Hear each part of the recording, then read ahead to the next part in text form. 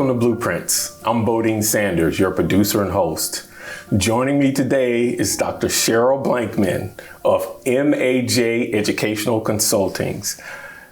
Dr. Blankman is an adjunct professor, author, speaker, and passionate inclusionist. True. I'm very interested to find out what inclusionist means from your perspective. Welcome to Blueprints. How are you? Thank you so much. I'm so great, and I'm so honored and excited to be part of the conversation today. Absolutely. Well, as I do with all my guests, I start off with sharing for you to share your perspective on diversity, equity, and inclusion based on what you do. Mm-hmm. Please share. So for me, the simplest statement that I've come down to is a fervent belief. When you say, what does it mean to be a passionate inclusionist? A fervent belief that inclusivity is equity, period.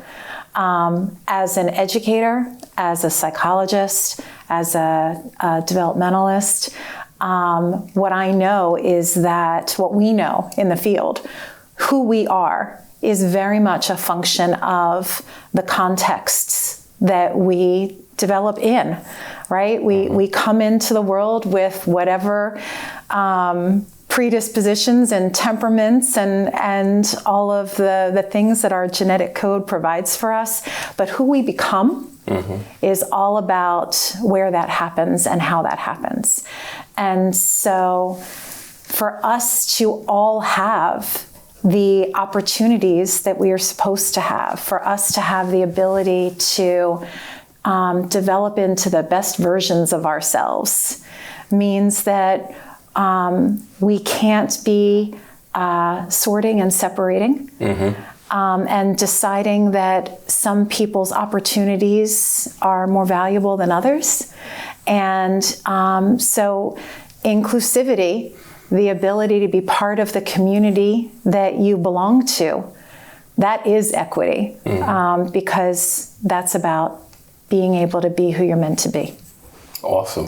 One word I pulled out of the statement you were making is that hit me and popped into my head was development. Yes. It's all about development, yes. Right? We were born with those. How did you say it? We were born with predispositions. whatever our code provides for us, right? But then as we grow, it's part of our development stage. Yes. Right? I totally believe in that. Absolutely. And I look forward to sharing my perspective on development on a podcast coming in the near future. But give the audience your origin story. How did you get involved in this space? So this was so interesting to me because I don't know that I've ever had anybody ask me to think about that before. And I hope it's no secret to your viewers that you give a little heads up to some of the questions. Sure. That'll be part of the conversation. And so you made me think about it in a way that I may never have or certainly haven't in a long time.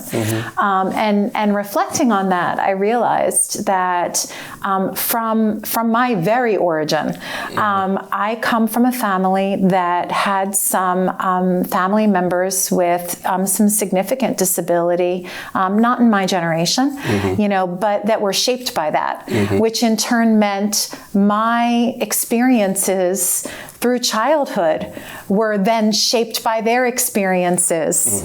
And so I grew up as somebody whose life has always had a certain amount of impact from being connected with a disability experience, if not a true community, right?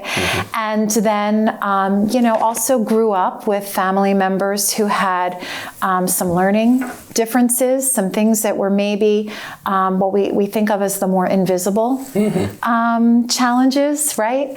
And somewhere along the way, I found myself asking the question of how do we become who we are? Why am I me? Why am I me and not somebody else? Which at one point might have been because my best friend who lived behind me looked a lot like a Barbie doll and I did not. And so why did she get that and I was not? But truthfully, at a very deep level, there was a question in my mind about that sort of consciousness even. Why am I me? And other people are other people, and I don't get to know what it is to be in somebody else's mind. And I don't know how I get to fully communicate my own, right? And that question drove me to psychology. Okay. How do we get to know how to be who we are? Right. And in my undergraduate years, it was, it's time we're graduating, and then we're all sort of, what are we going to do now, right? And I love learning. I've always loved learning, but I continue to be fascinated by this question of development. And yet, I really wanted to work with people. I wanted to work with families. I wanted to work with kids. And so when I put all of that together, it led me into school psychology. Right. So as a school psychologist then in the educational system, we kind of straddle the general education, special education environment, right? Because school psychologists have a role to play in helping to identify, what individual needs learners may have to try to help support those needs in the in the learning environment. And when it's appropriate, to help make decisions about when a student might need special education services. And so I was part of that community and part of that professional world for many, many years, and then moved into administration and served as a director of student services, director of special services, and that broadens out, right? Because now it's your special education, but it's also health services and counseling services, and being part of that leadership team, the decision-making team, the influencer persons at the table, and trying to figure out how you're going to both serve and support and lead that community toward a more inclusive, more promising future. And I've loved that work. And through some of my the leadership work, but also some advocacy work. I'm a member of the New Jersey Council for Exceptional Children as well. I'm a member of the national organization, but I serve in the policy and advocacy lane with MAJ CEC, and had the opportunity to be part of their legislative team a few years ago for the National Legislative Conference, which was amazing. And so this is an opportunity for teams from all over the country to be afforded the ears and the attention of our representatives in Washington, D.C., and to have great conversations about students and learning and special needs and education. And that actually led to the opportunity to join the adjunct team for Ramapo and to become a professor, which was something I had always hoped to do, but didn't know when I'd have the opportunity for. And so now I'm very fortunate to be a member of the Masters of Special Education department. So I teach, and that led to the work that I'm doing now, consulting. And so that was a really long answer to what sounded like a simple question. But I love that this is how life unfolds, right? That you don't know where that next great opportunity is going to come from, that you don't know what pathways might open up when you say yes and decide to try. I said to you just coming in, I didn't even know to put an experience like today on my bucket list, because who would have thought that I would have the opportunity to connect with you and to have this new relationship and to have an experience like I'm having today, which I am super honored and privileged and excited about. Well, we're happy to have you. And what what caught my attention was we met through social media, if I remember correctly, but during my research, I saw the word inclusive. And what I like to do and what I've been doing with this program is trying to show the audience and present to the audience that diversity, equity, and inclusion, belonging if you want to put in it, social justice if you want to put in it, whatever you want to put, is not just about one thing, meaning race. Right. It's about a lot of things, right?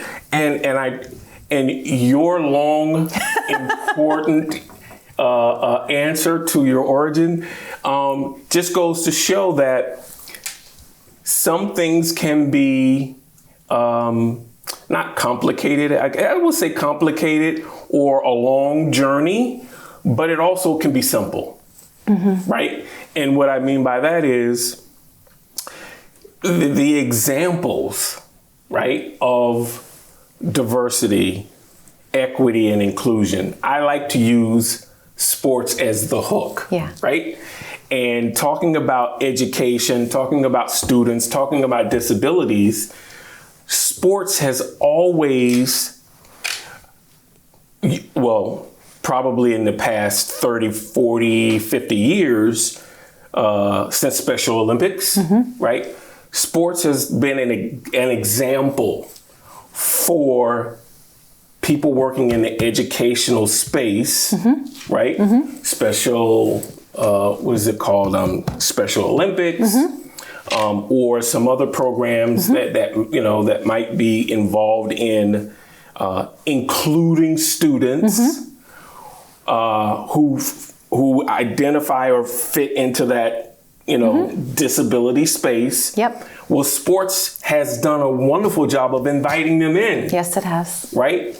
And so for those folks who are in a square box thinking diversity, equity, and inclusion is just about race, or it's about one person getting an advantage over the other, they're not seeing the full picture, right? Tell me, what do you think about that? Couldn't agree with you more. And, one of the things that I thought was interesting in one of our earlier conversations as well, that I think is important to realize is that even in education, when we're talking about students with disabilities, students who are eligible for special education services, because not everybody with a disability is going to be a student who needs special ed. Right. I've just learned that. Right. There's whole ranges. Right. Right. And so it's about, trying to figure out the best way to meet those needs. And sometimes we need to dip into the world of special education. Sometimes we don't. Right. But in education is not just academics.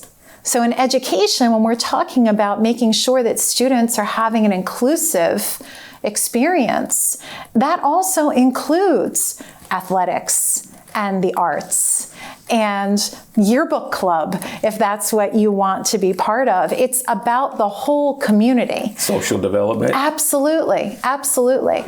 And the opportunities to lead, to be part of a team, to explore and find talents and abilities that maybe don't show up in a more academic classroom setting, but could show up on a field or on a court or on a stage. And so we have a lot to learn from one another. And we find ways to strengthen and extend and expand and elevate inclusive learning experiences when we take in that whole perspective and not just the classroom. What I know to be true is you can have a positive effect on a student, regardless of what category they fit or space they fit. And you can take that student and encourage them in a gym class, not organized sports, but just in the gym class where they're playing a team sport, right? Where they're not expected to be the elite, meaning on the football team or on the official basketball team or baseball team or polo team or swim team, just in gym where all the kids have to participate, you can have a positive effect on a student, and that confidence that they gain from that can lead to a positive reaction or positive development in another class, meaning English, math, science, or so, because they're gaining confidence in an area that they didn't have. Does that make sense? It makes It makes so much sense. And the other piece of what you're talking about too is the power of what happens when you know someone believes in you. Right? So there's a couple things that carry over from the very beautiful example that you just gave. And one is the development of self-efficacy, which is that sense that I'm capable of doing something, right? And so maybe you learn that you're capable of doing something in one environment that carries over into another environment. But the other piece of what you're talking about is what happens when somebody else has your back. Yep. And you carry that with you everywhere, right? We know that from the long history of positive outcomes is what a difference it makes when you have someone in your life who believes in you. Absolutely, absolutely. Well, we could talk all day. We could. Well, here's my next question. I know sport. We talked about this a little bit. I know sports is a great way and a great example to help with development for students who have disabilities, whatever disabilities they have. What are some of the other tools that can be used in this space to help students with disabilities in whatever category? So it's such an important question, and I think it's one that we ask ourselves a lot in education, right? And certainly, this is the time of year where leaders are trying to launch our new initiatives. We've spent the summer looking at new technologies, at new programs, at redoing the master schedule to try to maximize every moment of time, to figure out which partnerships, which staff, will be the best teams to work together in the interests of every learner who's coming into the classroom. There's so much. But our best resource is us. Our best resource is when we agree that it is every student's right to access and partake of everything that their school community, their educational community has to offer for every learner. Right. There's no earning your way in at least in our public education. All of my experience is public education, so I should probably be careful about the fact that when I speak about it, I'm speaking from that lens. Right.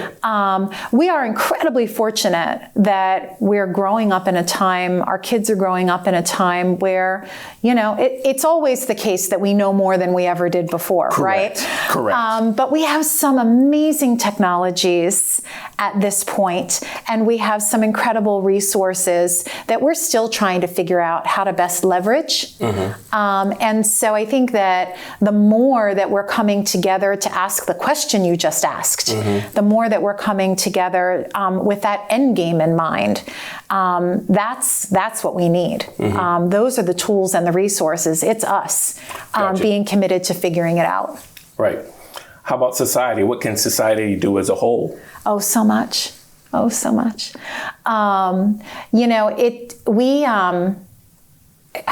It's a long history that I won't spend a lot of time on right now, but our systems are built, our thinking about disability is conditioned towards sort of this medical model where we look at disability as being something that's inherently wrong with a person. Right. And that thing that's wrong with them, that's their problem, it gets in their way. Right? But it's not the only way to look at it. There are other ways to perceive disability, and in order for us to really get to the kind of inclusivity that that is authentic, true inclusivity, is for us to recognize that we are seeing it this way for good reason. Like, this is how we came up through history, right? If we go way, way, way back in time, there was a time where if you had a disability, you were likely to be, it was more through a religious lens, right? You were likely to be seen as somebody who was being punished, or your family was being punished, or something like that. And, over hundreds of years through history, we're talking that we get to, more of a scientific lens. The scientific revolution takes hold, and, we come through the Renaissance and all of these things that are a whole class I could teach, but I'm not right now. But we get that this is where it comes from. We're rooted in the idea that there's a medical issue, and that the medical experts will fix it, and that's the goal, is for a disability to be as fixed as possible, so that person can best fit into our normal world as possible. We don't have to see it that way. There are other models of disability. And so one of the models that I teach about and speak about and write about is the social model of disability. And that is the idea that while people may have impairments, nobody's denying that impairments are real. But disability is a function. If we go back to that conversation about development, disability is a function of the impairment and the environment. And so a person is more or less disabled depending on the environment that they are in. And so as a society, when we can start to talk about inclusivity and disability as being everybody's business, and we can start to democratize the responsibility for creating inclusive, accessible worlds, that's where we start to really reshape those experiences. And we serve ourselves, and we serve our community, and we serve our kids and our schools better when we do, So many things in the world that we all benefit from that have come from the requirement of things like the Americans with Disabilities Act, but they're good for all of us, And not for nothing, but most of us at some point in our lives are going to find ourselves needing some help. Whatever the reason, If we're lucky enough, it's age. But, it could be any number of reasons, any number of things that happen. And how great would it be for every single one of us if, when that happens, we find ourselves part of a community, part of a larger world, who says, and we're all here to help with that, It's everybody's got a role to play. It's everybody's responsibility. It takes a village. Yes, it does. Still, we were reminded this week. It requires empathy. Yes. And basically it requires human behavior in terms of wanting to include folks. Yes, I get it. We generally want to hang around people that are like us, generally. But if we make the effort to include folks who are just a little bit different, you can learn from that. Absolutely. Right? Absolutely. And you use the word empathy, which I think is such an important part of this conversation, because at its, almost kind of boiled down form, but empathy is a lot about perspective taking, And about trying to see a different point of view. And I think that when we can partner that idea of perspective taking and empathy with some curiosity, let's get curious.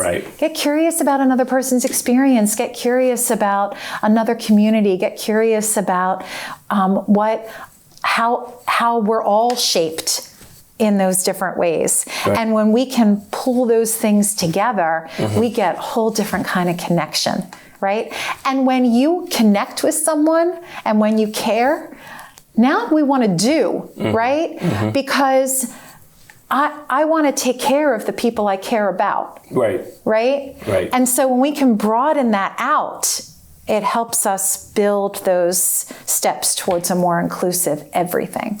Well, I don't want to go too deep, but I have to. It's all about having love in your heart. Yes. Right? Yes. And it seems like if we pay attention,